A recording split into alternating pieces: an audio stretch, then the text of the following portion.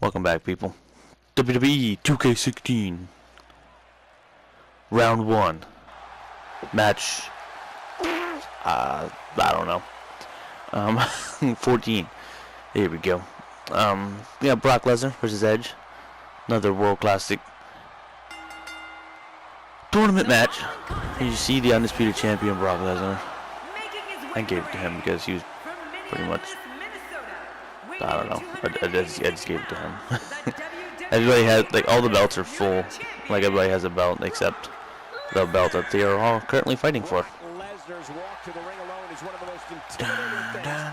And they have a lot of the same belts in this game. Like, there must be, I think there's like 2 or 3 different of the newer belts, but one says champion or championship on it and one doesn't. So they, I don't know if they, for some reason they felt the need to put that in there. But Brock Lesnar.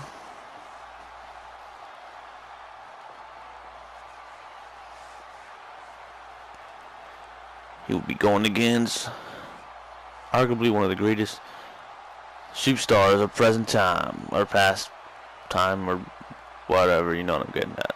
The ultimate opportunist, Edge, who is in the category with Daniel Bryan as wrestlers who unfortunately had to retire early, which really sucks though. On this day I see clearly everything has come to life. I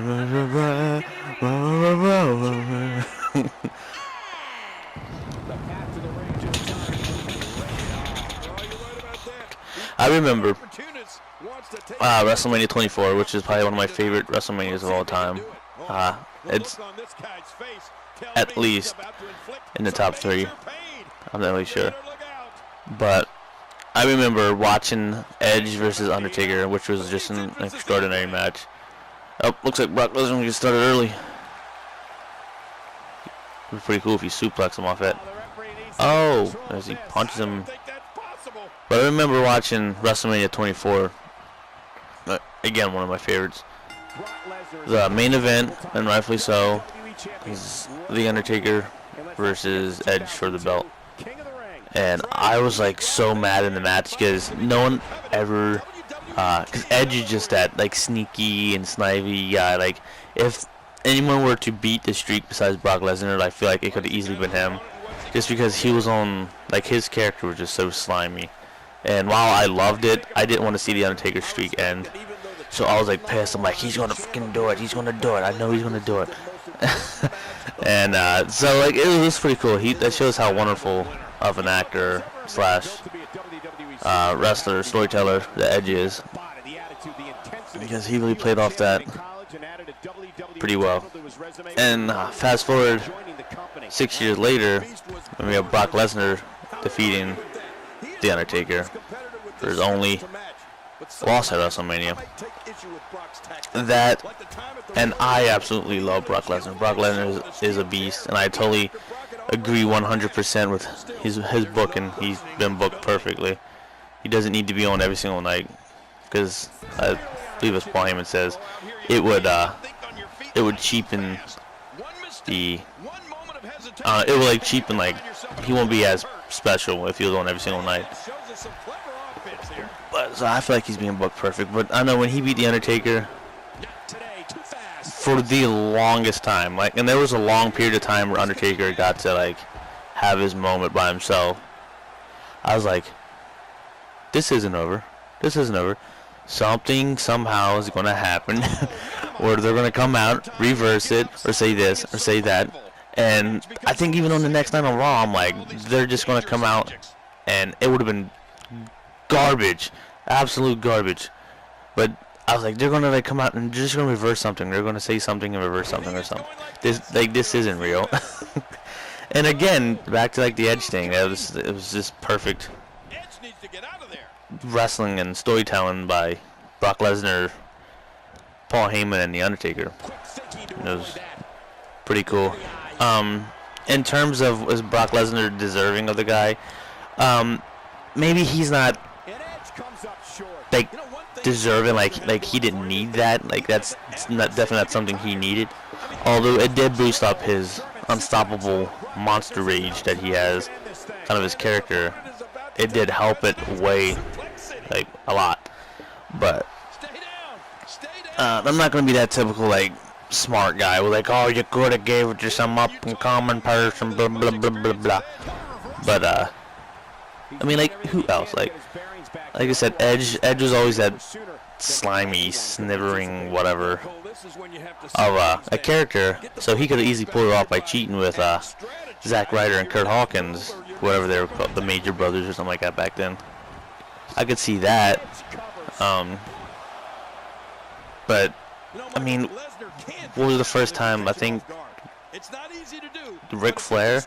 I think that was the first time they started acknowledging the streak, really. I feel like Kane could have easily beat him at 14, but that wasn't, the streak wasn't special back then. But I mean, there's not really many people that could have beat him. As wonderful as CM Punk is, I really don't know if I would have like totally believed it. But yeah, I definitely think Brock Lesnar's the guy because he's unstoppable. I feel like every character kind of needs one person in their career that always gets the best of them. And Undertaker was just the king of the ring, no pun intended, because he never was. Or looks like Brock Lesnar's going for it. F5. Is this it? Is this it? 1, 2. Oh, kick out. Kick out. Edge looking resilient. But Brock Lesnar's always been that thorn in Undertaker's side. Like Undertaker has really been everybody's master, and like he's like just beating up everybody. The Brock Lesnar or the Kanes or the Khali's or the Batistas, like any of these big, strong people, down to the little people like Shawn Michaels and Bret Hart, or the crazy people like Mankind, stuff like that. He's like beating them all up, and he's all gotten the victory. And like he's always like, I mean, he wasn't like John Cena annoying. Like it was perfect like storytelling and stuff like that. It wasn't like, oh God, of course he has to win. But Brock Lesnar's always been that guy, even when Brock Lesnar first came in before he left for a few years. He was always like, I don't recall Undertaker really ever beating Brock Lesnar, if he ever did. And the SummerSlam, was it SummerSlam match that Brock Lesnar, or one of the matches, the one Undertaker won with the worst like finish ever of that year. Like it was a dumb finish. Like it felt like Undertaker needed to cheat, and he definitely doesn't need to cheat. He could have come up with something better. But as I wasted most of this video talking about that and not talking. I feel like this is like a WCW episode, like when Eric Bischoff is out. Just don't even talk about the matches happening. Just keep talking about the NWO as I'm sitting here talking about. I'm talking about Brock Lesnar. Oh, another F5 by Edge, or on Edge by Brock Lesnar. It's going for a second pinfall. Is this it? 1, 2, 3, and ladies and gentlemen, by way of pinfall, going on to the second round to face John Cena, who previously defeated Mark Henry in the last video. Brock Lesnar. We'll go back and we'll watch some replays. Edge going for the pinfall on the Beast Incarnate. But Brock kicks out at 2. There's Brock setting him up for the first F5 of the match. Edge took 2 of them.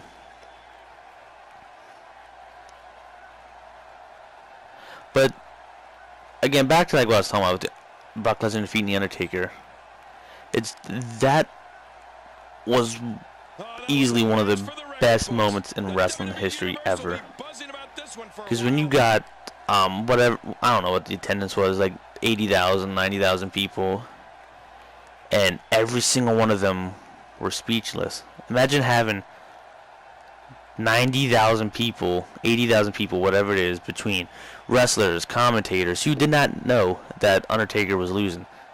there was like a handful of people that knew. I think it was like Undertaker, Vince, Brock Lesnar, and they said even the referee didn't know, I guess, because the referee just counts and it's up to the wrestler to kick out.